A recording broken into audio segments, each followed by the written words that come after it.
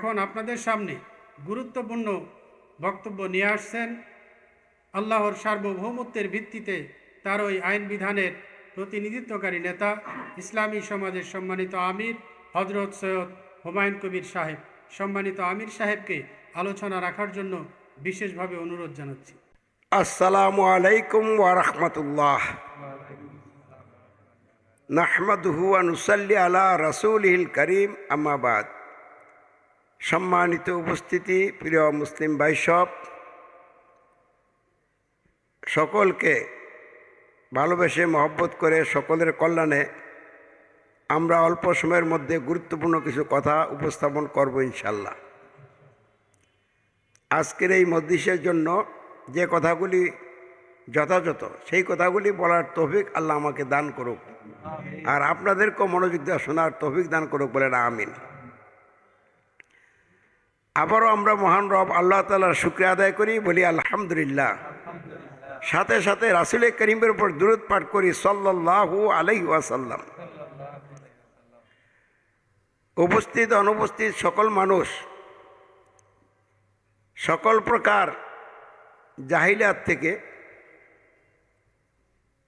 মুক্ত হয়ে আল্লাহর দেওয়া জীবন বিধান ইসলামকে জেনে বুঝে গ্রহণ করে ইসলামের ভিত্তিতে জীবনযাপন করে দুনিয়ার জীবনে কল্যাণ শান্তি লাভ করুক এবং আখিরাতের জীবনে জাহান্নামের কঠিন শাস্তি থেকে রক্ষা পেয়ে চিরসুখের স্থান জান্নাত লাভ করুক। এই লক্ষ্যে আল্লাহ সকলকে কবুল করুক, বলেন আমিন। আলোচনার বিষয় হলো আল কোরআন নাজিলের উদ্দেশ্য। পবিত্র রমজান মাসে আল কোরআন নাজিলের উদ্দেশ্য এবং ঈমানদারগণের এই আল কোরআনের আলোকে করণীয়। আমরা প্রথমেই আল কোরআন নাজিলের উদ্দেশ্যটা কি, এ ব্যাপারে আল কোরআন কি বলছে এটাই আমরা জেনে নিই। পবিত্র আল কোরআন বলছে, অর্থাৎ মহান রব সার্বভৌম ক্ষমতার একমাত্র মালিক সৃষ্টিকর্তা আল্লাহ বলছেন। কি বলছেন? বিসমিল্লাহির রহমানির রহিম, শাহরু রমাদান আল্লাযী উনজিলা ফীহিল কুরআনু হুদাল লিন্নাস। রমজান মাস সেই মাস যেই মাসে পবিত্র আল কোরআন নাজিল করা হয়েছে মানব জাতির হেদায়েতের জন্য।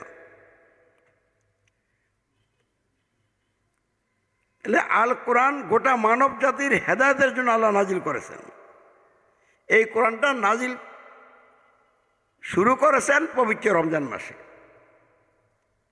রমজান মাসের কদরের রাত্রিতে, ভাগ্য রজনীতে পবিত্র আল কোরআন নাজিলের কাজ আল্লাহ রাব্বুল আলামিন শুরু করেন। বলুন আলহামদুলিল্লাহ। সূরাতুল আলাকের প্রথম 5টি আয়াত, ইকরা বিসমি রাব্বিকাল্লাযী খালাক, খালাকাল ইনসানা মিন আলাক, ইকরা ওয়া রাব্বুকাল আকরাম আল্লাযী আল্লামা বিল কলম আল্লামাল ইনসানা মা লাম ইয়ালাম। এই 5টি আয়াত নাজিল হওয়ার মধ্য দিয়ে পবিত্র আল কোরআন নাজিলের কাজ শুরু হয়েছে। অল্প অল্প করে প্রয়োজনের পরিপ্রেক্ষিতে 23 বছরে পুরো কোরআন নাজিলের কাজ সুসম্পন্ন হয়েছে এবং কোরআন নাজিলও সুসম্পন্ন হয়েছে এবং আল্লাহর রাসূল হযরত মুহাম্মদ ইসলামের নেতৃত্বে একটা পরিপূর্ণ রাষ্ট্র, ইসলামী রাষ্ট্র প্রতিষ্ঠিত হয়েছে এবং তিনি একটা পরিপূর্ণ ইসলামী রাষ্ট্র প্রতিষ্ঠা করেই কোরআন নাজিলের উদ্দেশ্যকে পরিপূর্ণভাবে সফল করেই দুনিয়া থেকে বিদায় হয়েছেন। তিনি আমাদের জন্য কোরআন এবং সুন্নাহকে রেখে গেছেন। বলুন আলহামদুলিল্লাহ। তাহলে প্রথমেই আমরা জানলাম কোরআনই বলছে কোরআন নাজিলের উদ্দেশ্যটা কি, মানব জাতির হেদায়েতের জন্য।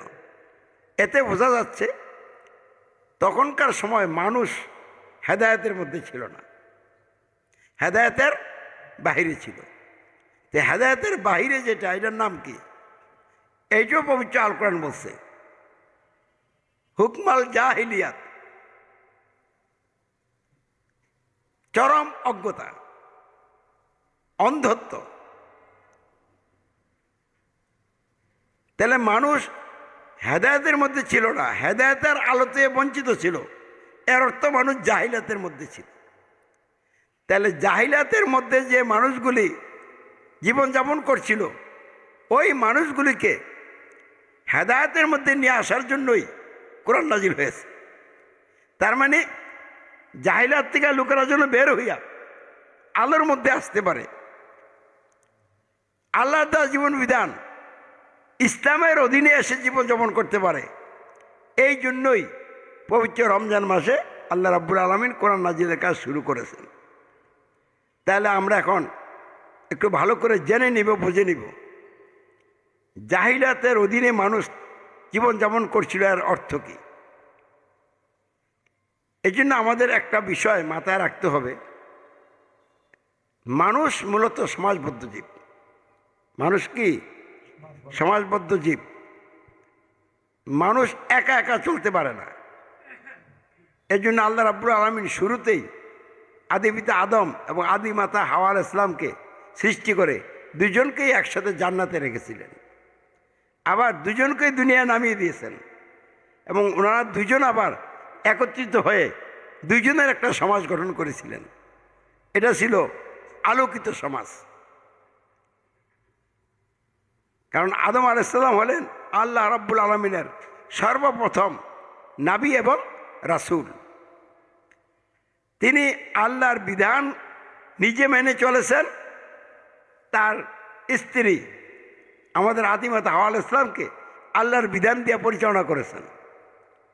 পরে তার সন্তান সন্ততি হয়েছে, সমাজটা আস্তে আস্তে কী হয়েছে, বড় হয়েছে। তাহলে মানুষ কেন সমাজবদ্ধ হয়? মানুষের বহুবিধ প্রয়োজন আছে। ওই প্রয়োজনগুলি যদি পূরণ করতে চায়, মানুষ যদি শান্তিপূর্ণভাবে তাদের অধিকার নিয়ে বসবাস করতে চায়, তাহলে অবশ্যই সমাজবদ্ধ হওয়া লাগবে। সমাজবদ্ধ না হলে কারো প্রয়োজন পূরণ হবে না। কারণ একজন যুবক যুবতী তাদের যৌন চাহিদা আছে, এটা পূরণ করতে হলে ব্যবস্থা করতে হবে। পরিবারের গৃহকর্ত্রী রান্নাবান্না করে যদি বলে আমি সব একাই খেয়ে ফেলবো, তাহলে কি পরিবার থাকবে? আর এরকম কি হয়? তাহলে তিনিও খান এবং অন্যান্য লোকেরাও কি করে, তার এই রান্না করা খাবার খায়। তাহলে এই যে একটা একজনের জন্য আরেকজনের কি আছে, প্রয়োজন আছে। এখন শিশুরা কাজ কাম করে না, আইসার খাবার খায়, কিন্তু এই শিশুরাই আবার এক সময় রোজগার করে বৃদ্ধ মাতা পিতাকে খাওয়ার ব্যবস্থা করবে। তাহলে দেখা যায় একজনের জন্য আরেকজনের বিশেষ প্রয়োজন আছে কি না। এই জন্যই মানুষ একা থাকে না, সমাজবদ্ধ হয়। তাহলে সমাজবদ্ধ হয়ে জীবনযাপন করতে হইলে কিভাবে আমরা মানুষ তাদের সমাজ রাষ্ট্র গঠন করবে, এই জন্য নিয়মকানুন লাগবে। সমাজ ও রাষ্ট্র গঠন করা লাগবে, গঠনের পর পরিচালনাও করা লাগবে। তাহলে সমাজ ও রাষ্ট্র গঠন এবং পরিচালনা করতে হইলে অবশ্যই নিয়মকানুন লাগবে। সমাজ রাষ্ট্র গঠন করতে কি লাগবে? নিয়মকানুন, আইন বিধান। তারপর চালাইতে কি লাগবে? আইন বিধান।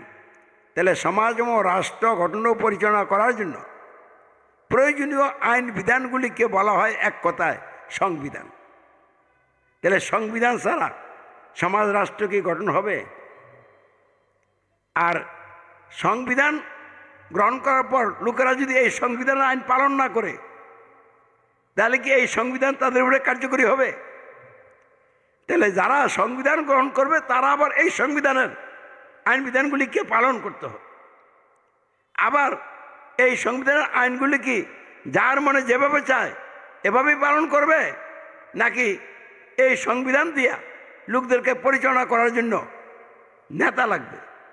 নেতা না হলে তো সমাজ হবে না, তাহলে নেতাও লাগবে। লোকদের আবার ওই নেতাকে নেতা মেনে তার অনুসরণ অনুকরণ করা লাগবে। তাহলে সমাজ কিভাবে গঠিত হয়, রাষ্ট্র কিভাবে গঠিত হয়? সংবিধান গ্রহণ করতে হয়, সংবিধানের আনুগত্য স্বীকার করতে হয়। সংবিধান ভিত্তিক যে নেতা, ওই নেতাকে নেতা মেনে তার আনুগত্য স্বীকার করতে হয়। তো তো যারা এই কাজটা করলো তাদের একটা কি হয়ে গেল, সমাজ গঠন হয়ে গেল। আর এটা যদি একটা নির্দিষ্ট ভূখণ্ড হয়, এটাই তাদের জন্য একটা রাষ্ট্র হয়ে গেল। কারণ এই যে কথাগুলি আমি বললাম, এগুলি আমিও আমার বুদ্ধিমগজ খাটাইয়ে বলছি, বাস্তবতার আলোকে বলছি। আপনারা আপনাদের বুদ্ধিকে কাজে লাগিয়েই এই কথাটি ঠিক কি না এটা রায় দিতে হবে। যেটুকু বললাম এটুকু কথা ঠিক আছে কি না? আচ্ছা, তাহলে মক্কা আরব দেশ সারা দুনিয়ায় মানুষ তো সমাজবদ্ধ ছিল। তো এই মক্কা একটা নগর, এই জন্য আমি এটাকে নগর রাষ্ট্র হিসেবে ঘোষণা করছি। কারণ মক্কা একটা আলাদা ভূখণ্ড ছিল, এখানে অনেকগুলো গোত্র ছিল এবং সবগুলির গোত্রকে নিয়ে একটা কেন্দ্রীয় নেতাও ছিল। এই জন্য এটাকে আমরা রাষ্ট্র হিসাবে ঘোষণা করছি। কিন্তু এটা অনেকগুলা নগর লইয়া রাষ্ট্র না, একটা নগর। তাহলে এটা একটা নগর রাষ্ট্র। তাহলে এই নগর রাষ্ট্রে যারা বসবাস করত তাদের একটা সমাজ ছিল, তাদের একটা কি ছিল, রাষ্ট্র ছিল। তো তাদের একটা সংবিধানও ছিল। আবার তারা ওই সংবিধানের আনুগত্য স্বীকার করে ওই সংবিধান ভিত্তিক যখন যে নেতা হইতো ওই নেতার আনুগত্যের অধীনে থেকে ঐক্যবদ্ধভাবেই জীবনযাপন করছিল। তাহলে তারা যে সংবিধানটা দিয়া তাদের সমাজ রাষ্ট্র গঠন করে পরিচালনা করছিল, ওই সংবিধানটা আল্লাহর বিধান দিয়া রচিত ছিল না। ওই সংবিধান আল্লাহর আইন বিধান মোতাবেক রচিত ছিল না। কারণ মানুষ সারা দুনিয়াব্যাপী এমন অবস্থা চলে গেছিল, পরিপূর্ণ অন্ধকারের মধ্যে মানুষ নিমজ্জিত ছিল। হযরত মুহাম্মদ সাল্লাল্লাহু আলাইহি ওয়াসাল্লাম যিনি এই মক্কায় জন্মগ্রহণ করলেন, যার সাথে কারো কোনো তুলনা হয় না, তুলনাহীন ব্যক্তিত্বের অধিকারী, তিনিও আল্লাহর প্রতি ঈমান কি, কিতাব কি জানতেন না। এটাও আল কোরআন বলছে। আর বাস্তবতা হলো এই, তিনি ওহী নাজিল হওয়ার আগে, কোরআন নাজিল যে হলো এর আগে কমপক্ষে সমাজে 25 বছর নিজের মেধাবুদ্ধির আলোকে মানুষের জীবনতে অশান্তি দূর করে শান্তি প্রতিষ্ঠার জন্য চেষ্টার পর চেষ্টা করেছিলেন, চূড়ান্ত চেষ্টা করেছিলেন। কমপক্ষে 25 বছর। হিসাবটা হলো এই, 10 বছর বয়সে মানুষের উপরে শরীয়তের বিধিবিধান পালন করার জন্য এটা একটা উপযুক্ত বয়স। আর যারা এক্সট্রা অর্ডিনারি লোক তাদের জন্য তো এটা একটা মানে পরিপূর্ণতা যে হবে, আর এত কোনো সন্দেহের অবকাশ নাই। তাহলে হযরত মুহাম্মদ সাল্লাল্লাহু আলাইহি ওয়াসাল্লামের বয়স যদি 10 ধরেন, কাজ শুরু করছে, আর কারো কারো মতে হেরাপোর্তের গুহায় তিনি 3 বছর ছিলেন, কেউ বলছেন 5 বছর। আর আমরা জানি পবিত্র আল কোরআন হেরাপোর্তের গুহা যখন নাজিল হয় তখন তার বয়স ছিল 40 বছর বয়সে নবুয়ত তিনি লাভ করছেন। তাহলে এই 40-এর থেকে যদি প্রথম 10 বাদ দিয়ে এলাম শিশুকাল, তাহলে তাকে কত, 30। আর 30 থেকে সর্বোচ্চ যেটা বলছে হেরাপোর্তের গুহায় 5 বছর, 5 যদি বাদ দিয়ে এলাম তাহলে 25, তাহলে কমপক্ষে 25 বছর। তাহলে 25 বছর তিনি লোকদেরকে রবের প্রতি ঈমান আনার দাওয়াত দেন নাই,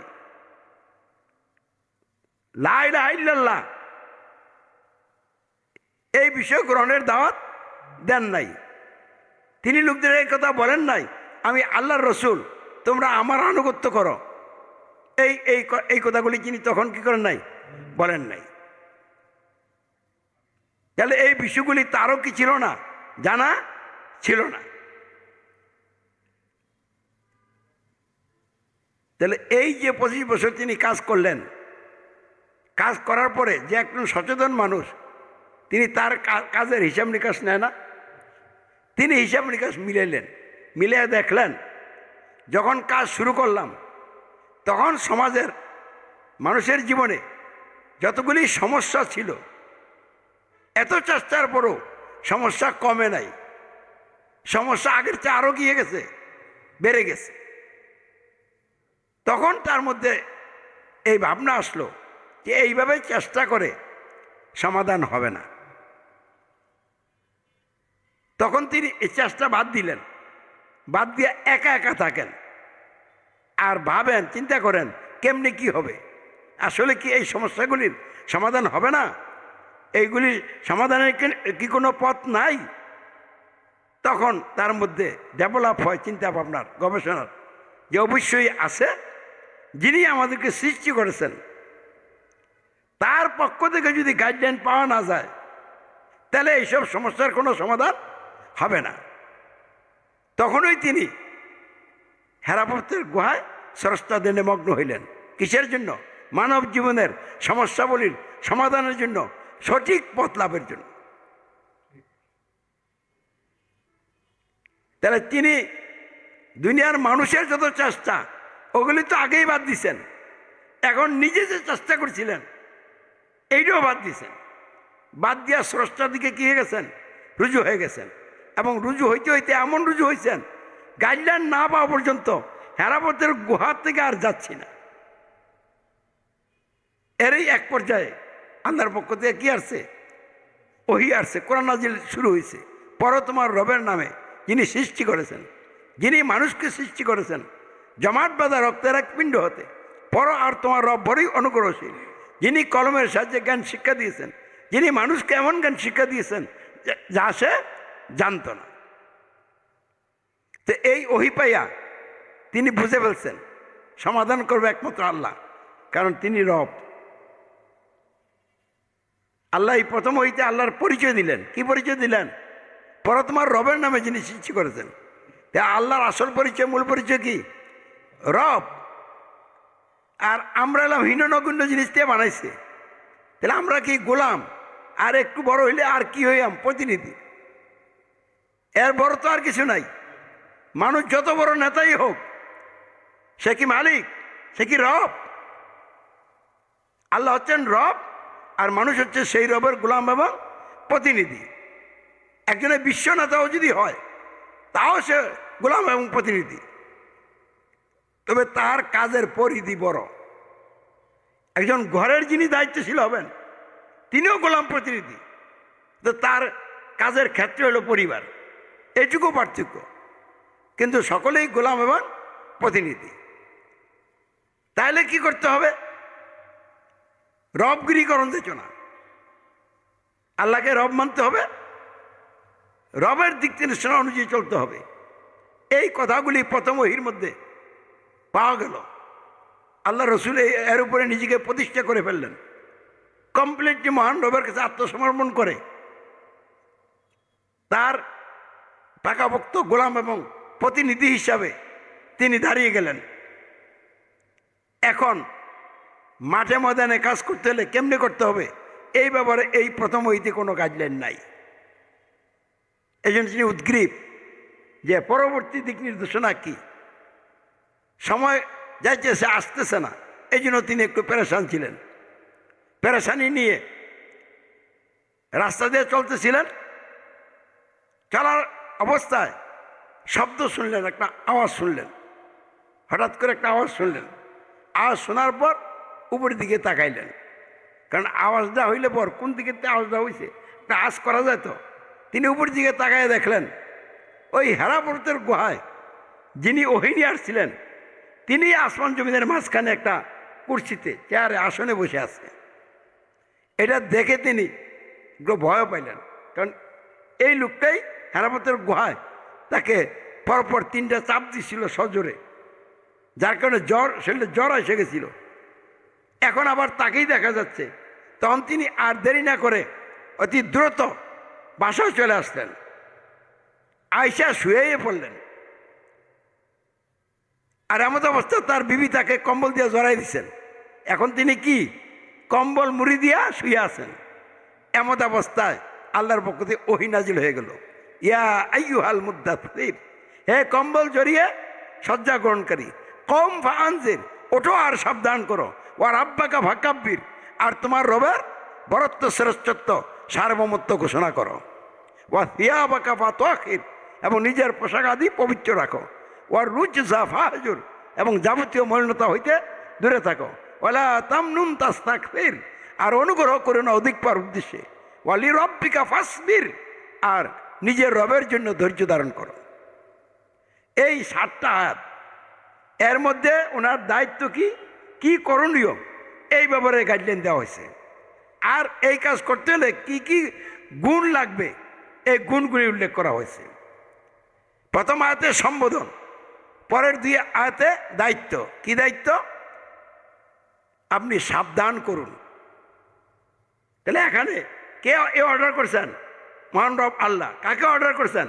মুহাম্মদ সাল্লাল্লাহু আলাইহি ওয়াসাল্লামকে। তিনি কি আল্লাহকে একমাত্র রব গ্রহণ করে রবের গোলাম এবং প্রতিনিধি জায়গায় দাঁড়িয়ে গেছেন, তাকে অর্ডার করছেন। কি অর্ডার করছেন? সাবধান করো। কাদেরকে? লোকদেরকে। তাহলে অর্ডারের ধরন বুঝতে হবে। এ করা পড়ো, এখানে একজন অর্ডার আল্লাহ, আর মোহাম্মদ হলো যাকে অর্ডার করছে। আর ফানজির সাবধান করো, এনে অর্ডার তো আল্লাহ, অর্ডার করছে মোহাম্মদ সালামকে। আর কাদেরকে করতে হবে? জনগণকে, মানুষকে। তাহলে এখন সমাজে নামার অর্ডার হয়ে গেছে। কথা কি আমরা ক্লিয়ার বুঝছি? তাহলে এখন তিনি লোকদের সাবধান করবেন। কি সাবধান করবেন? এটা আল্লাহ বুঝিয়ে দেন নাই? বুঝিয়ে দিচ্ছেন।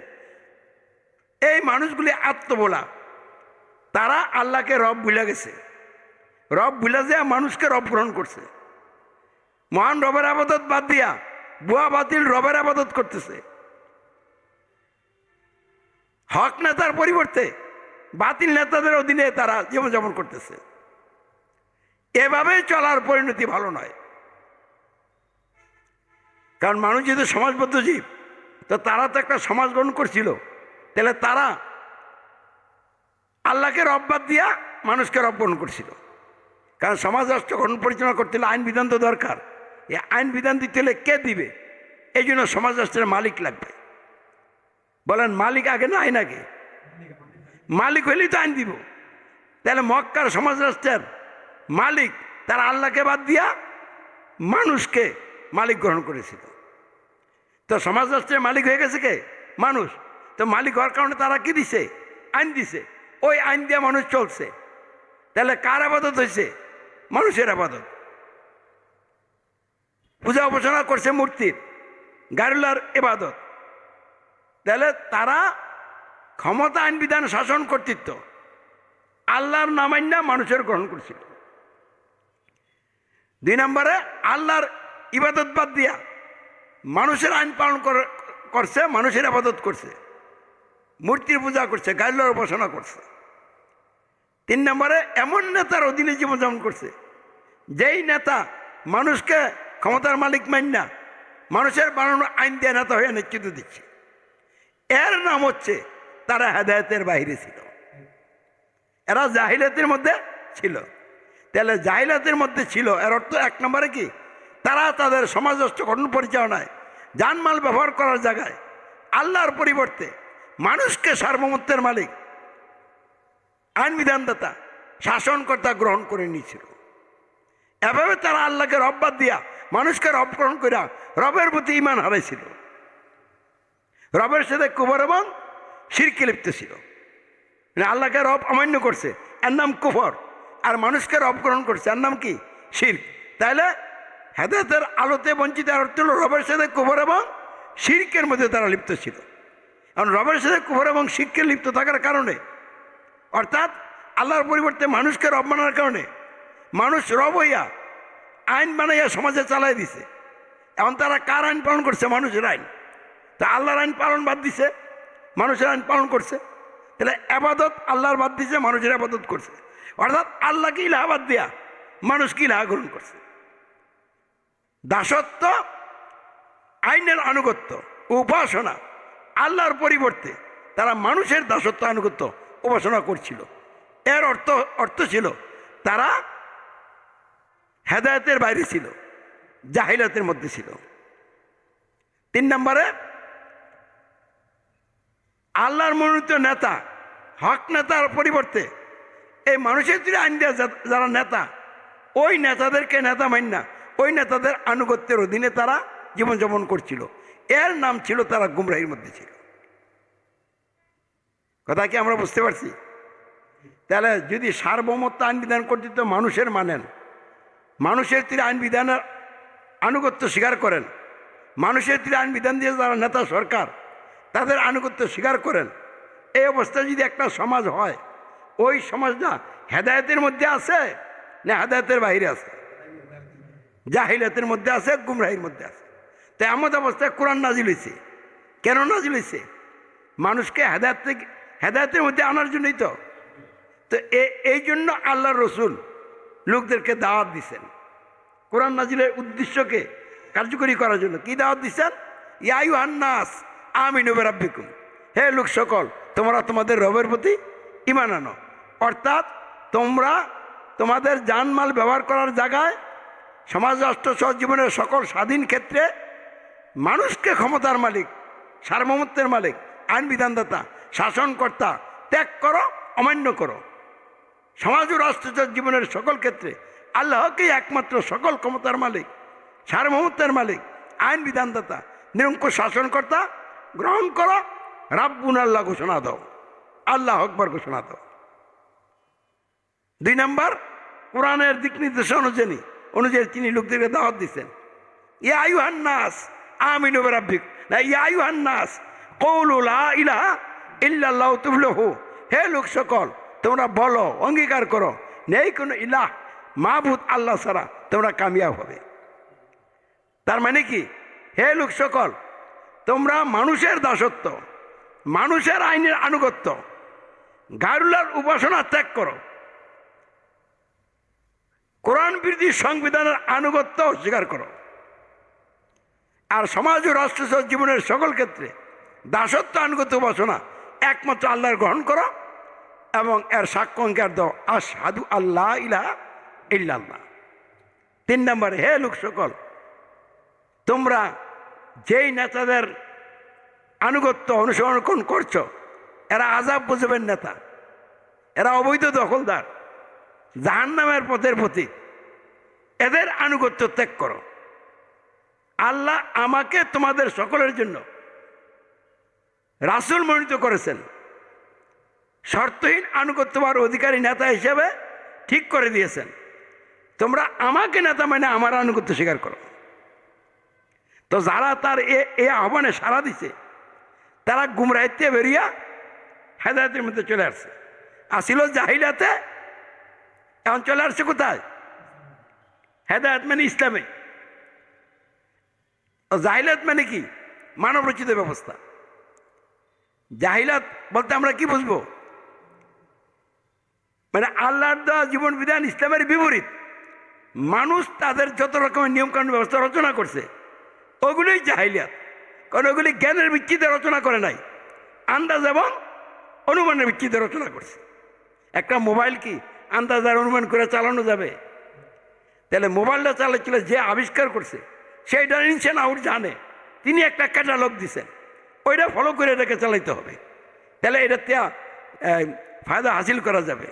তো মানুষকে আল্লাহ এত সুন্দর করে সৃষ্টি করলেন, তাদের জীবনযাপন করার জন্য কি নিয়মকানুন লাগবে ওগুলি আল্লাহ দিবেন না, এটা তো হতে পারেন না। তো তিনি যেটা দিছেন জ্ঞানের ভিত্তিতে দিছেন, জানার ভিত্তিতে দিছেন। আর মানুষ একটা মানুষের ইনস অ্যান্ড আউট কি জানে? এই যে আমরা এখানে বসে আছি, কে কি চিন্তা করতেছি, একজনে কি আরেকজনের চিন্তার খবর রাখি? তাহলে এত সীমিত যোগ্যতা দিয়া সর্বোত্তম মানুষকে পরিচালনা করার জন্য আপনি ব্যবস্থা রচনা করবেন, এটা কি সম্ভব? এই জন্য মানুষ যেটা রচনা করে আন্দাজ এবং অনুমানের ভিত্তিতে, এই জন্য এটার নাম হলো জাহিলিয়াত। তাহলে মানুষ জাহিলিয়াত তথা মানবরচিত ব্যবস্থার অধীনে ছিল। এর অর্থ ছিল তারা হেদায়েতের আলো থেকে বঞ্চিত ছিল, এর অর্থ ছিল তারা গুমরাহির মধ্যে ছিল। এদেরকে এখন মানবরচিত ব্যবস্থা থেকে বের করে ইসলামের ভিতরে আনা হয়েছে। তাহলে যে আসছে সে হেদায়েতের মধ্যে চলে আসছে। তাহলে আমরা আলহামদুলিল্লাহ বুঝতে পারছি তো। তাহলে মক্কা আরবদের সারা দুনিয়ার মানুষ মানবরচিত ব্যবস্থার অধীনে বন্দী হয়ে জীবনযাপন করছিল। এমত অবস্থায় কোরআন নাজিল হয়েছে লোকদেরকে মানবরচিত ব্যবস্থা থেকে বের করে আল্লাহর দেওয়া জীবন ব্যবস্থা ইসলামের ভিতরে আনার জন্য। তাহলে লোকদেরকে জাহিলাতের মধ্যে রেখে আমলের সবক দিছে কোরআন। আগে লোকদেরকে জাহিলাতে বের করে ইসলামে আনছে, ইসলামে আনার পরে আবার সবক দিছে। এখন করণীয় কি? তাহলে ইসলাম গ্রহণ না করলে তার ইমানদার বলা যাবে? যে ইসলাম গ্রহণ করে নাই সে কি হেদায়েতে আছে? তাহলে হেদায়েতের মধ্যে আসতে হইলে কমপক্ষে 3টা বিষয়ে জাহিলাত ত্যাগ করতে হবে। 1 নম্বর, মানুষের সার্বভৌমত্ব আইন বিধান করতে দিলে টপ মোস্ট জাহিলিয়াত, 1 নম্বর জাহিলাত। 2 নম্বর জাহিলাত হইল মানুষের তৈরি আইন বিধানের আনুগত্য।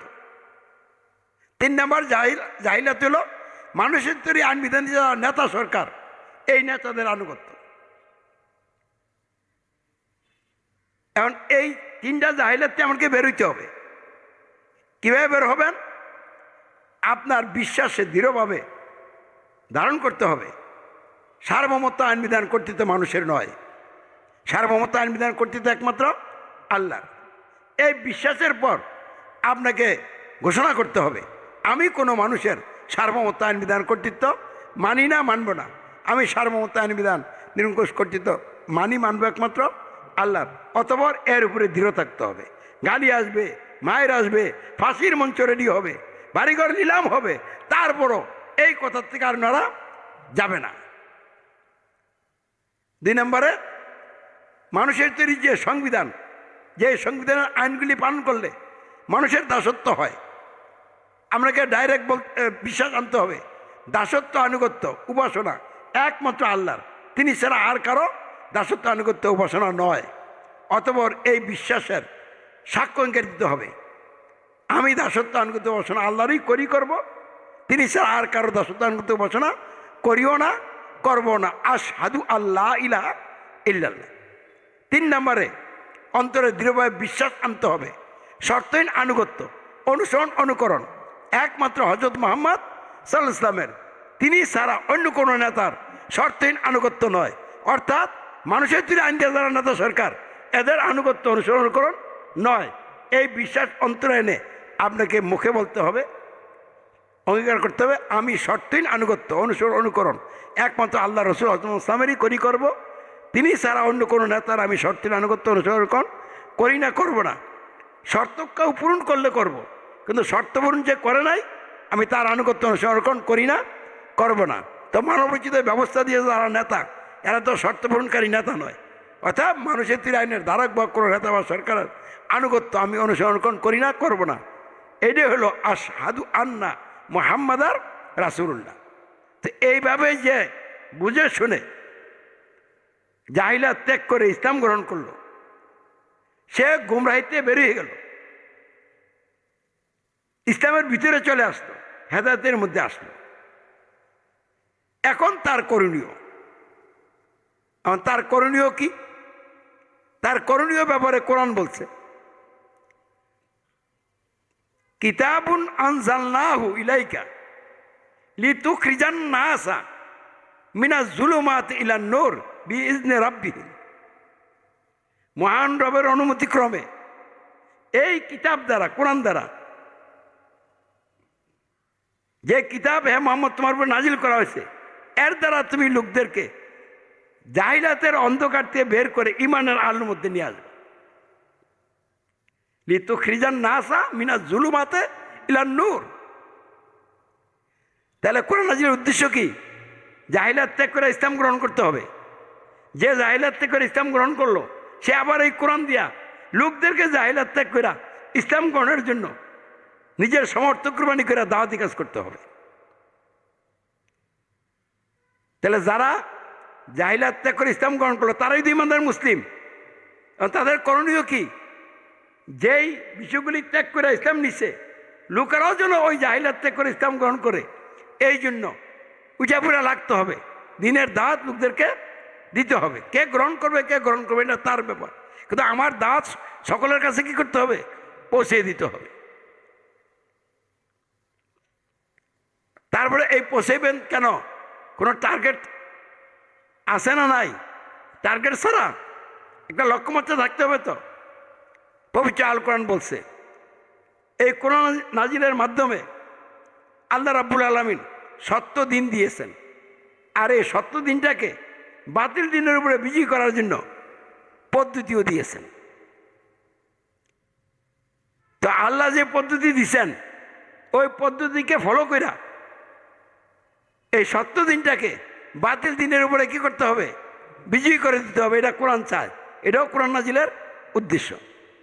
হুয়াল্লাযী আরসালা রাসূলাহু বিল হুদা ওয়া দীনিল হাক্কি লিইয়ুযহিরাহু আলা দ্বীনি কুল্লিহি ওয়ালাউ কারিহাল মুশরিকুন। তিনি সেই সত্তা যিনি তার রাসূলকে হুদা, পথ নির্দেশিকা, বা দিনে হক, সত্য দিন, সত্য দিন মানে কি? ইসলাম। তাহলে সত্য দিন ইসলাম দিছেন এবং হুদাও দিছেন, সত্য দিনকে বিজয়ী করার জন্য পদ্ধতি এইটাও দিছেন। কেন দিছেন? যাতে করে অন্য সকল দিনের উপরে এই সত্য দিনকে বিজয়ী করে দেন। মানে মানবরচিত ব্যবস্থা মূলোৎপাটন করে ইসলামকে যেন সমাজ এবং রাষ্ট্রে মানুষের জীবনে কার্যকরীকরণ করতে হয়, এই জন্য তিনি সত্য দিন পাঠাইছেন, আবার এটার পদ্ধতিও দিয়ে দিচ্ছেন। এবং এই কাজ করতে গেলে মুশরিকরা পছন্দ করবে না। কি করবে? তাহলে মুশরিক কারা এখানে? আয়াত বলতেছে যারা বাতিল দিনের ধারক বাহক অনুসারী। তাহলে বাতিল দিনের ধারক বাহক অনুসারীরা এটাকে পছন্দ করবে না। তাহলে তারা যতই অপছন্দ করুক, তারা যতই বিরোধিতা করুক, এই দিকে তাকানো যাবে না। সত্য দিনকে বাতিল দিনের উপরে বিজয়ী করতেই হবে। এবং কিভাবে করতে হবে? আল্লাহর নির্দেশ মোতাবেক, আল্লাহর দেখানো পন্থায়। তাহলে আল্লাহ রসুল তার জমিনে তার দিনকে বিজয়ী করছিলেন। তো তাহলে কীভাবে করছিলেন? আল্লাহ যেভাবে দিক নির্দেশনা দিয়েছে এইভাবেই তো করছেন। তাহলে তিনি কীভাবে করছিলেন? তিনি কি মানুষের তৈরি সংবিধানের অধীনে যাইয়া ক্ষমতায় গেছিলেন? তাকে মক্কায় ক্ষমতা দিতে চাইছিল, কিন্তু উনি ক্ষমতা নেন নাই। উনি তো বলতে পারতেন আর যখন ক্ষমতা দিতে চায় এটা নিয়ে আলাই, নিয়ে আর পরে ইসলামী রাষ্ট্র বানাই ফেলাম। কিন্তু এইভাবে যে ইসলাম কায়েম হবে না, এটা আল্লাহ ভালো করেই জানেন। এই জন্য তিনি বলছেন যে না, এইভাবে ক্ষমতা নেওয়া যাবে না, আল্লাহ রসুলও নেয় নাই। তাহলে আপনি ইসলাম প্রতিষ্ঠার নামে গণতন্ত্রের অধীনে জোটভোট নির্বাচন করবেন, তা আপনি যদি দল গঠন করেন নির্বাচন করার লেগা, ওই দল তো নিবন্ধন লাগবে, লাগবে না? তো ওই দল আপনি যেই সংবিধান আছে এটা মান্য করবেন না অমান্য করে করবেন? তো যেটা কোরআন বিধি সংবিধান, যেটা বলা আছে সার্বভৌমত্ব জনগণের, আইন বিধান এমপিগণের, শাসন কর্তৃত্ব মন্ত্রীগণের, আপনি এই সংবিধান মান্যা দল গঠন করছেন। পইলেই তো আল্লাহকে রব বাদ দিয়ে মানুষকে রব মান্যা নিছেন। তাহলে আপনার ইমানই তো নাই। তা আপনার ইমান নাই, আপনার উপর তো ইসলাম কায়েমের দায়িত্বও নাই। আমাদের এখন দায়িত্ব ইমান আনা, জাহিলাতে করে ইসলাম গ্রহণ করা। তা আপনি ইসলাম গ্রহণ না করে আপনি ইসলাম পরিচয়ের দায়িত্ব লয়ে নিয়েছেন। তাহলে এই দায়িত্ব আপনি কোনোদিন কার্যকরী করতে পারবেন না, নিজেই নষ্ট হয়ে যাবেন। ক্ষমতা যাইবেন আর নিজে মরবেন। উদাহরণস্বরূপ আপনি এমপি হন নাই, আর এমপি হয়েছেন একজনে, তো যে এমপি হয়েছে সে বলতে হবে রাষ্ট্রীয় সংবিধান মেনে চলবো, কার্যকরী করব, তার অঙ্গীকার করা লাগেনি? তো আপনি কি আর জন্মগতভাবে অঙ্গীকারে আছেন? আর সে জন্মগতভাবেও আছে, এখন আবার রেজিস্ট্রি করে বেমন হইতেছে। তাহলে পরিষ্কার হয়ে গেল যে আপনি ইসলাম প্রতিষ্ঠার নামে গণতন্ত্রের অধীনে যদি আপনি যান, তাহলে এক নম্বরে আপনি আল্লাহকে রব বাদ দিয়ে মানুষকে রব গ্রহণ করছেন। দুই নম্বরে কোরআন বিধির সংবিধানের আনুগত্য স্বীকার করিয়া মানুষকে ইলাহা গ্রহণ করছেন। তিন নম্বরে কোরআন বিধির সংবিধানের ধারক বাহক নেতা বা সরকারের আনুগত্য স্বীকার করিয়া সমাজ এবং রাষ্ট্রের জায়গায় রসুলের আনুগত্য ত্যাগ করছেন। এমন অবস্থা আপনি ইসলামের লোক না, আপনি জাহিলাতের লোক, আপনি হেদায়েতের মধ্যে নাই, গুমরাহির মধ্যে আছেন। রবের সাথে কুফর এবং শিরকে আছেন, রবের ইবাদতের সাথে কুফর এবং শিরকে আছেন। রবের মনোনীত নেতা হযরত মুহাম্মদ ইসলামের নেতৃত্বে আনুগত্যের সাথে কুফর এবং শিরকে আছেন। আপনি মহা বিভ্রান্তিতে আছেন। জাহিলাতের ভিতরে আপনি ডুবে রয়েছেন। তাহলে গণতন্ত্রের জোট ভোট নির্বাচন এটা ইসলাম প্রতিষ্ঠার পথ নয়, এটা শিরকি পথ, কুফরি পথ, জাহান্নামের পথ। তাই বলে যদি আপনি বলেন ইসলাম প্রতিষ্ঠার জন্য আমি সশস্ত্র লড়াই করব, কোরআনে আছে ইউকাতিলুনা ফি সাবিলিল্লাহ, আল্লাহর পথে কি করো? কিতাল করো, সশস্ত্র লড়াই করো, মারো এবং মরো। তো আল্লাহ রসুল রাষ্ট্রীয় ক্ষমতা যাওয়ার জন্য এই সশস্ত্র লড়াই করছেন কিনা এটা আমাদেরকে দেখতে হবে। কোরআন সুসম্পন্ন হয়েছে 23 বছরে, এর মধ্যে মক্কি জীবনের 13 বছর আর মাদানী জীবনের 10 বছর। মাক্কি জীবনে আবু জাহেল ক্ষমতায় ছিল, জাহিলাত দিয়ে রাষ্ট্র চলছিল। এই অবস্থায় আল্লাহ রসুল লোকদেরকে দাওয়াত দিয়া জাহিলাত দিয়ে বের কইরা তার নিজের নেতৃত্বে একটা বিকল্প সমাজ বানাইলেন। আবু জাহেলের সংবিধান আর রসুলের সংবিধান কি এক? আবু জাহেল গিয়া কোরআন বিধির সংবিধানের অধীন, আর আল্লাহ রসুল হল আল কোরআনের অধীন। আবু জাহেল গংরা তার অনুসারীরা তাদের সংবিধানের আনুগত্য স্বীকার করছে, রসুল এবং সাহাবীরা কোরআনের আনুগত্য স্বীকার করছে। তারা কোরআন বিধির সংবিধান যে নেতা, ওই নেতার আনুগত্য স্বীকার করছে, রসুল এবং সাহাবীরা আল্লাহ রসুলের আনুগত্য স্বীকার করছে। তাহলে সংবিধানও আলাদা, সংবিধানের আনুগত্য স্বীকারের জায়গাও কি আলাদা, নেতার আনুগত্য স্বীকারের জায়গাও কি আলাদা। তাহলে প্রতিষ্ঠিত সমাজের বিরুদ্ধে একটা বিদ্রোহী সমাজ গঠন করেছিলেন। ওরা ছিল আল্লাহর সংবিধানের বিদ্রোহী সমাজ, আর আল্লাহর রসুল এবং তার সাহাবীরা ছিলেন তাদের সংবিধানের বিদ্রোহী সমাজ। কারণ এই নিয়ে দ্বন্দ্ব লাগছিল, এই দ্বন্দ্বে কোনো সার ছিল না।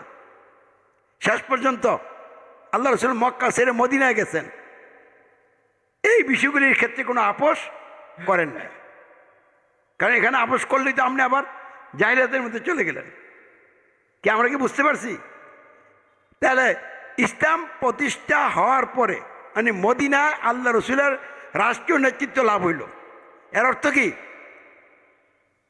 তিনি মুসলিম যারা তাদের ধর্মীয় নেতাও আবার রাজনৈতিক নেতাও, আর অমুসলমান যারা ছিল ইহুদি, তারা মদিনার সনদের মাধ্যমে রাষ্ট্রীয়ভাবে রসুলের নেতৃত্বের অধীনে চলে আসলো। ধর্মীয় দিক থেকে আল্লাহ তাদেরকে তাদের ধর্ম করার সুযোগ দিলেন। তাহলে ধর্মীয় স্বাধীনতা তারা পাইল, তারা তাদের ইহুদি ধর্ম পালন করবে। তাহলে ধর্মীয় দিক থেকে তাদের ধর্মীয় নেতারাই তাদের নেতা। রাষ্ট্র পরিচালনার জায়গায় তাদের ধর্মীয় নেতা তাদের নেতা না, মুহাম্মদ সাল্লাল্লাহু আলাইহি ওয়াসাল্লাম হলেন তাদের রাষ্ট্রীয় নেতা। তাহলে সকল ধর্মের লোকদেরকে রাষ্ট্রীয়ভাবে আল কোরআনকে সংবিধান গ্রহণ করে কোরআনের আইন দিয়া রসুলের নেতৃত্বে একটা রাষ্ট্র পরিপূর্ণতার দিকে যাত্রা শুরু করল। তখন বিভিন্ন প্রেক্ষাপটে সশস্ত্র লড়াই করার নির্দেশ আল্লাহর পক্ষ থেকে আসছে। তখন আল্লাহ রসুল কী করছেন? বিভিন্ন প্রেক্ষাপটে সশস্ত্র লড়াই করছেন। প্রথম প্রেক্ষাপট হল মদিনার এই ইসলামী রাষ্ট্রের উপরে যখন আক্রমণ করছে, তখন আল্লাহর পক্ষ থেকে নির্দেশ আসছে যা আছে তা নিয়ে মোকাবেলা করো। তিনি মোকাবেলা করছেন। তাহলে রাষ্ট্রীয় ক্ষমতায় যদি আপনার হাতে না থাকে, তখন সশস্ত্র লড়াই করার কি নির্দেশ আপনি দিবেন? এটা কি আল্লাহর বিধানে অ্যালাউয়েবল? তাহলে যারা ইসলাম প্রতিষ্ঠার নামে বোমাবাজি করে, সশস্ত্র সংগ্রাম করে, কোরআনের কথা বললা কিতাল শুরু করে দিছে, এটা কিতাল নয়, এটা ইসলামের দৃষ্টিতে সন্ত্রাস। এটা ইসলাম প্রতিষ্ঠার নামে কি সন্ত্রাস। কিতাল পবিত্র জিনিস, এটা প্রেক্ষাপট আসলে করতে হবে।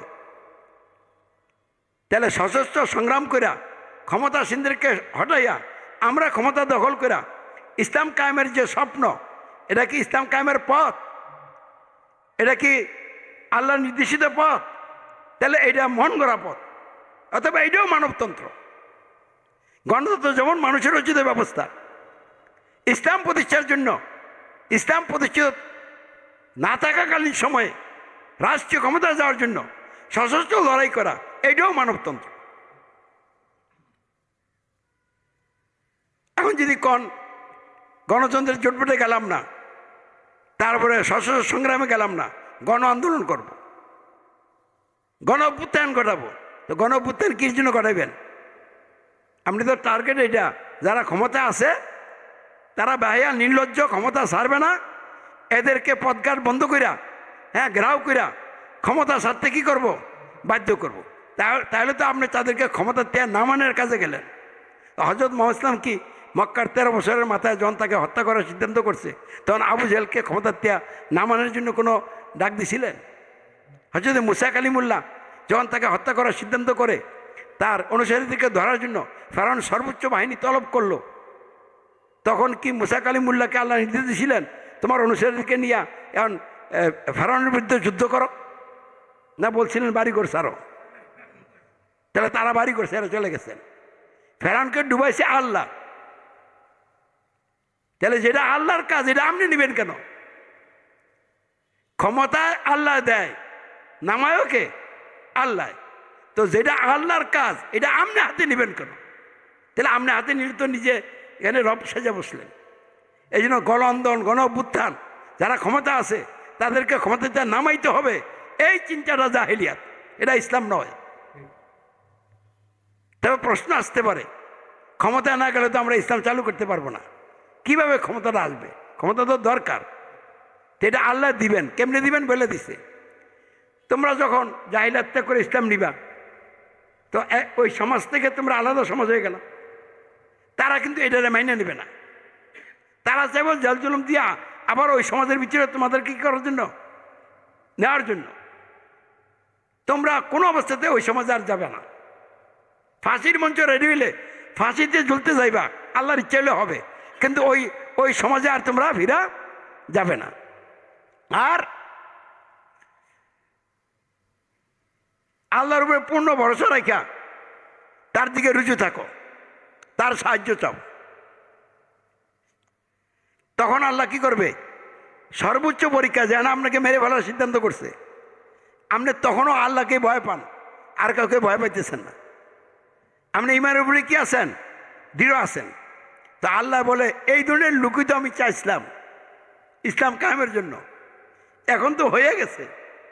যেহেতু হয়ে গেছে, এখন আর ইসলাম কায়েমের কাজ দেরি হবে না।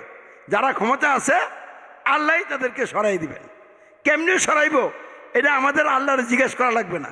যারে যেমনি সরানো দরকার এমনি সরাইব। ফেরাউনের নদীতে ডুবাইয়া সুবাইয়া ক্ষমতা থেকে সরাইছে। নমরুদে একটা ল্যাংড়া মশা দিয়া ক্ষমতা থেকে সরাইছে। আর এই মিশরেই ইউসুফ আলাইহিস সালামের দলও ছিল না।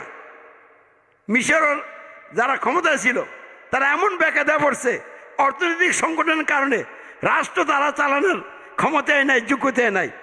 এই জন্য ঘটনা ঘটে গেছে। ইউসুফ আলাইহিস সালাম বলছে, আমি যেভাবে নির্দেশ দেই এভাবে তোমরা চলবা, তাইলে তোমাদের আর কোনো সমস্যা হবে না। তাহলে এখন ইউসুফ আলাইহিস সালামের নেতৃত্বের অধীনে ওইখানে সরকার এসে গেল। তাদেরকে তাদের অবস্থানে রেখে যতটুকু ইসলাম কার্যকরী করার দরকার ছিল, ইউসুফ আলাইহিস সালাম এইটুকু ইসলাম কি করছেন? ওখানে কার্যকরী করেছেন। তাহলে ওইখানে সরকারে বেকায়দা ফেলাইয়া, অর্থনৈতিক সংকটে ফেলাইয়া এমন জায়গায় নিয়ে গেছে, ইউসুফ আলাইহিস সালামের অধীনে না যাইয়া তাদের আর কোনো উপায় ছিল না। তাই আল্লাহ কখন কোথায় কিভাবে কারে ক্ষমতার থেকে সরাইবেন, কারে বসাইবেন, এটা আল্লাহর পরিকল্পনা আছে। আমরা যদি এভাবে এগিয়ে চলি, ইমানদার সৎকর্মশীল হয়ে যাই, আমরা ইমান আনলাম এবং আমাদের করণীয় হিসাবে যা করার দরকার আমরা তা করতে থাকলাম, আমাদের ইমানের পরীক্ষা হলো, সর্বোচ্চ পরীক্ষা হয়ে গেল। আল্লাহ এখন আমাদের পক্ষে আসা যারা যারা আমাদেরকে বাধা দিছে, হয়তো তাদেরকে আমাদের কাছে সারেন্ডার করতে বাধ্য করে দিব, মানে আল্লাহর কাছে সারেন্ডার করতে বাধ্য করবে। তখন আমিরের আনুগত্যে তারা চলে আসবে, তাহলে তো রাষ্ট্র ইসলামের দখলে চলে আসলো। অথবা তারা ছাড় দিবে না, নিশ্চিন্ন করার পদক্ষেপ নেবে। তখন আল্লাহ সীমা লঙ্ঘনের চরম জায়গায় যাইয়া এদের কেমনভাবে ধরলেন, ক্ষমতাচ্যুত হয়ে গেল। তখন ইমানদারদের হাতে রাষ্ট্রীয় নেতৃত্ব আল্লাহ দিয়ে দিলেন। তাহলে এভাবে রাষ্ট্রীয় নেতৃত্ব যখন আল্লাহ আপনাকে দিবেন, তখন আপনি আল্লাহর আইন অনুযায়ী রাষ্ট্র পরিচালনা করবেন। রসুল যেভাবে করছিল, একদিনে পূর্ণাঙ্গ রাষ্ট্র হয়ে যায় নাই। উদাহরণস্বরূপ এখন তারেক জিয়া চাইলে দিয়ে প্রধানমন্ত্রী। আমি গণতন্ত্র মানি না, গণতন্ত্রের সংবিধানও মানি না, এই সংবিধান আনুগত্য স্বীকারও করি না। এই সংবিধান দিয়া যে তারেক জিয়া প্রধানমন্ত্রী, তার আমি প্রধানমন্ত্রী মানি না, সে অবৈধ দখলদার। আমার সংবিধান আল কোরআন, আমি আল কোরআনকে সংবিধান মানি, আল কোরআন আনুগত্য স্বীকার করি, আল্লাহ রসুলের শর্তের আনুগত্য স্বীকার করি। আমি আল্লাহর মনোনীত আমির। তা আমি কোন জায়গার আমির? আল্লাহর বিধানে যদি আমি আমির হই, আমি কি এক দেশের না সারা দুনিয়ার? কারণ ইসলামে তো বিভক্তি নাই। হযরত ইসলাম সর্বোচ্চ নবী রাসূল, আর নবী রাসূল আসবে না, তাহলে যে আমির হবে সে কি এক এলাকার আমির হবে, না সারা পৃথিবীর সকল মানুষের সকল বিষয়ের আমির? তাহলে বিধান বলে আমি বাংলাদেশের প্রধানমন্ত্রী, কারণ সে হলো অবৈধ দখলদার। তাহলে আমার আকীদা কি হবে? তোরে আল্লাহ এই জায়গায় প্রধানমন্ত্রী হিসাবে তার বিধান মোতাবেক মনোনীত করে নাই, কার্যকারণে তোর এখানে বসাইছে, কিন্তু লিগ্যালিটি হলো আমার। তুই এই জায়গাটা আমারে ছেড়ে দেওয়া উচিত, কিন্তু সেরে কি কেউ দিছে কোনো দিন? তাহলে বিরোধিতা করবে। এই কথা শোনার পর তারা যদি এরম বুঝে যে আমরা সকলে যে সংবিধান মেনে নিয়েছি, এই সংবিধান অমান্য কইরা আরেকটা সংবিধান যেটা সমাজে নাই, ওইটার অধীনে আলাদা একটা সমাজ বানাইতেছে, এই কাজ আমরা করতে দিব না।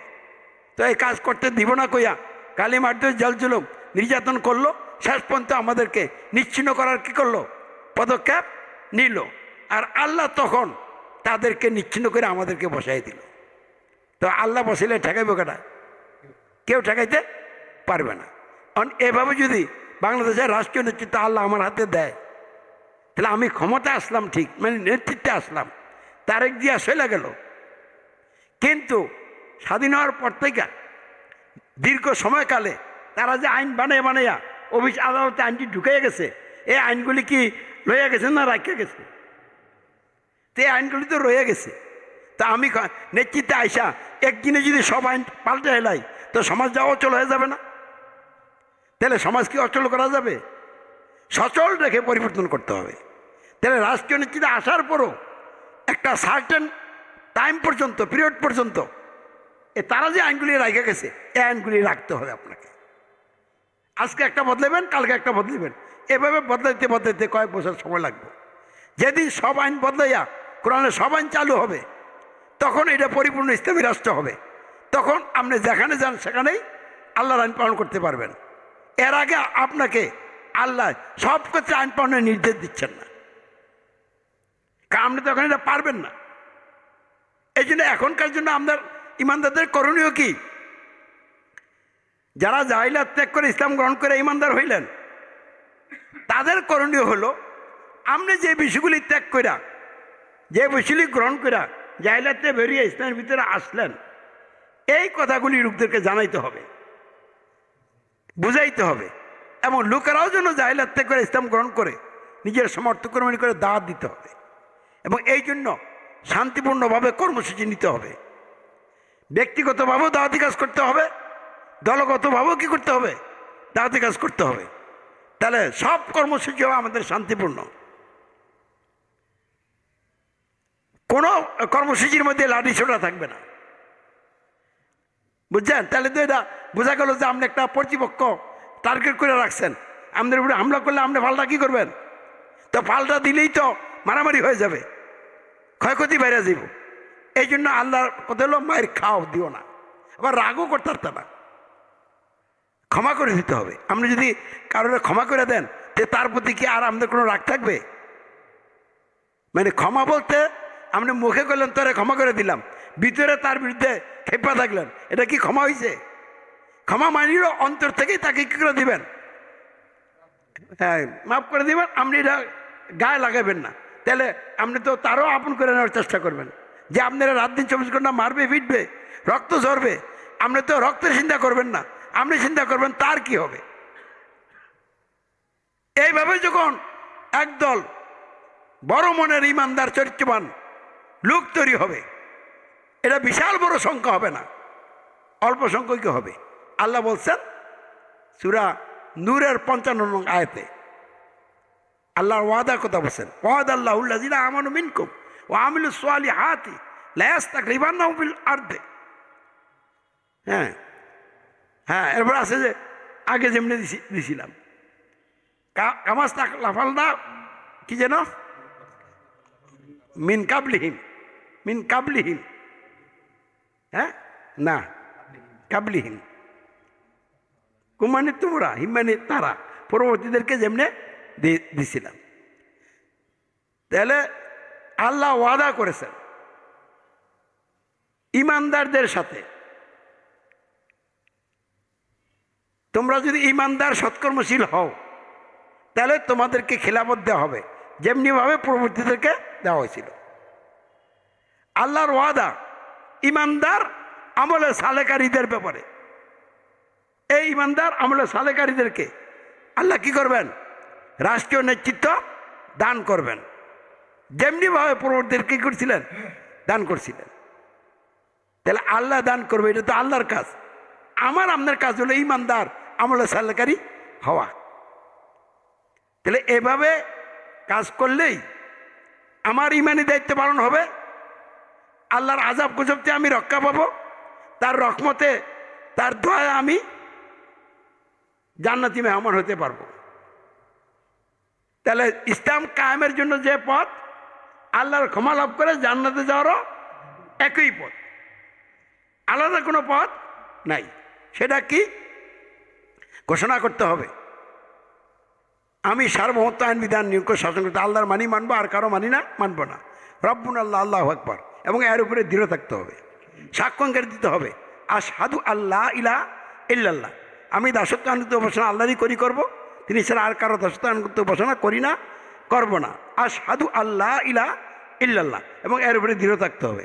3 নম্বর, মানুষের তৈরি আইন বিধানের ভিত্তিতে নেতৃত্ব দানকারী কোনো নেতা, সরকার, এরা অবৈধ দখলদার, এরা আযাব পূজার নেতা, আমি এদের আনুগত্য অনুসরণ করি না, করব না।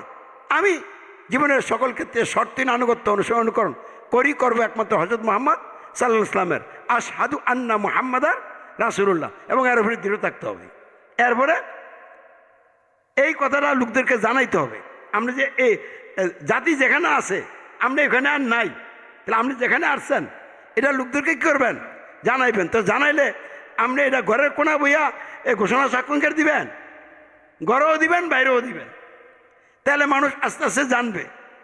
আবার এই জানানোই আপনার কাজ না, লোকেরাও যেন এই বিষয়গুলি গ্রহণ করে, এই জন্য লোকদেরকে সাবধান করতে হবে, সতর্ক করতে হবে। গ্রহণ না করলে কি পরিণতি হবে, এটা কোরআনে আছে না, সেটা জানাইতে হবে। আর গ্রহণ করলে কি লাভ হবে, এটাও তো আছে।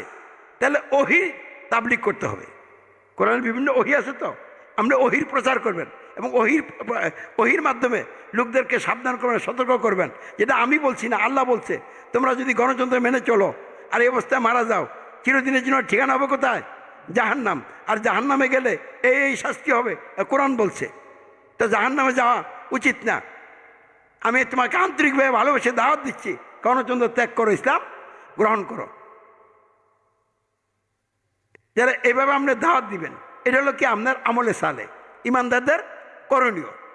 তাহলে ইমান আনলে আর ইমানের উপরে দৃঢ় থেকে করণীয় হিসাবে আমলে সালে যদি করতে থাকেন, এরই ধারাবাহিকতায় আল্লাহর ক্ষমা লাভ করে জান্নাত হবে। আর এরই এক পর্যায়ে ইমানের সর্বোচ্চ পরীক্ষা দিয়া যখন আল্লাহর নিকট গ্রহণযোগ্য একদল ইমানদার সৎকর্মশীল লোক তৈরি হয়ে যাবে, তখন আল্লাহ এদেরকে দিয়া তার জমিনে তার দিন কায়েমের জন্য রাষ্ট্রীয় নেতৃত্ব দিয়া দিন প্রতিষ্ঠার সুব্যবস্থা করে দিবেন। এটি হলো একমাত্র পথ, ইসলাম প্রতিষ্ঠারও পথ, আল্লাহর ক্ষমা লাভ করে জান্নাতে যাওয়ারও পথ। আমরা ইসলামী সমাজ এইভাবে কাজ করতেছি। আমরা প্রচলিত কোনো দল না, আমরা গণতন্ত্র অধীনের লোক না, আমরা গণতন্ত্র থেকে বের হয়ে গেছি। কবেন যে গণতন্ত্র থেকে বের হলেন কেমনে?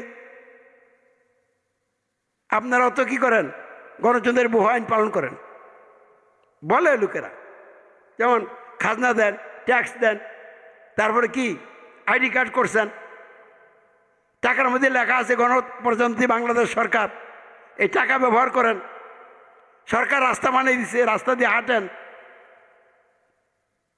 এরকম বহু কথা আছে না, লাইসেন্স করেন।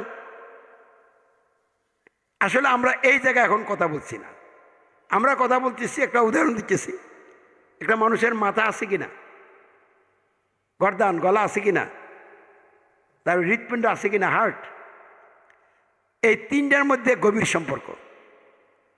আপনার হাতটা যদি কণিতে কেটে ফেলা হয়, তাহলে আপনার হার্টও আছে, গলাও আছে, মাথাও আছে, একটু সমস্যা হইব চলতে, কিন্তু আপনি তো আছেন।